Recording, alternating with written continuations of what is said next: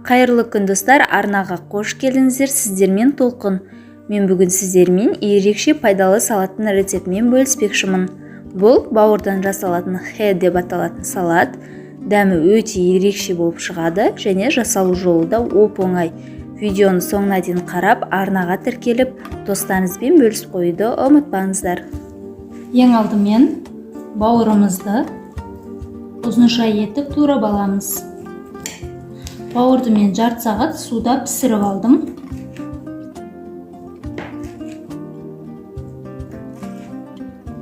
Менде жылқының бауыры, кез келген бауырды ала беруімізге болады.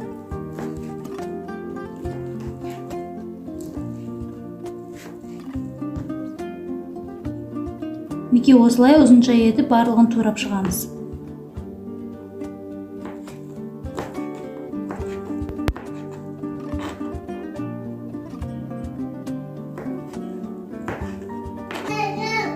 Енді пиязымызды турап шығамыз. Пиязды осылай ұзыншалап тураймыз.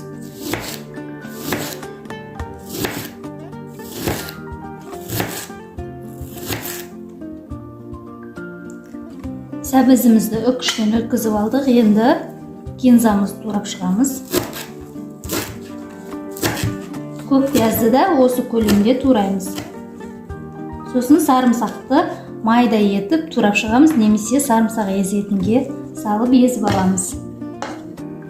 Табамызға сұйық май құйып қыздырамыз.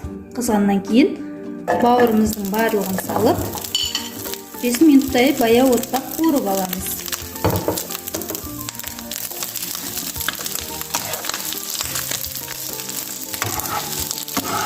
Бауырымыз қуырылды. Енді оның үстінен пиязымызды салып, тағы 1-2 минут қуырамыз.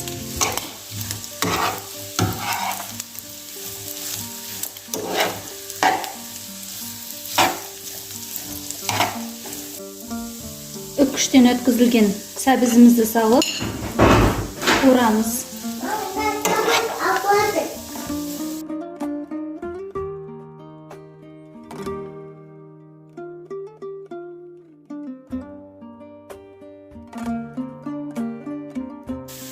Сәбізіміз қуырылып болды.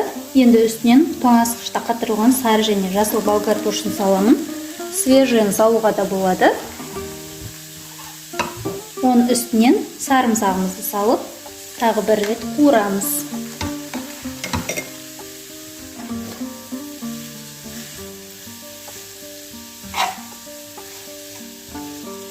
Бір шай қасық қара бұрыш және 1 шай қасық кориандр салдым.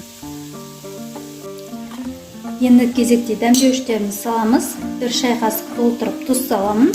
Егер аз болып жатса, піскеннен кейін тағы көреміз. 1 шай қасық паприка, 2 ас қасықтай соя соусын құямыз.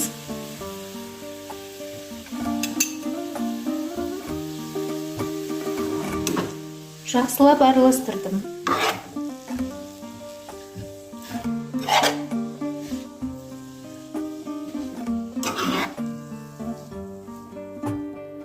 Табамыздың бетін жауып 5-10 минутқа баяу отта бұқтырып қоямыз. Салат езу үшін басқа ыдысқа ауыстырып алдым және осындай ащы бұрыштан жартысын турап шығамын. 1 шай қасық уксус саламыз. Бетіне ас көктерімізді салып шығамыз. Жақсылап араластырамыз.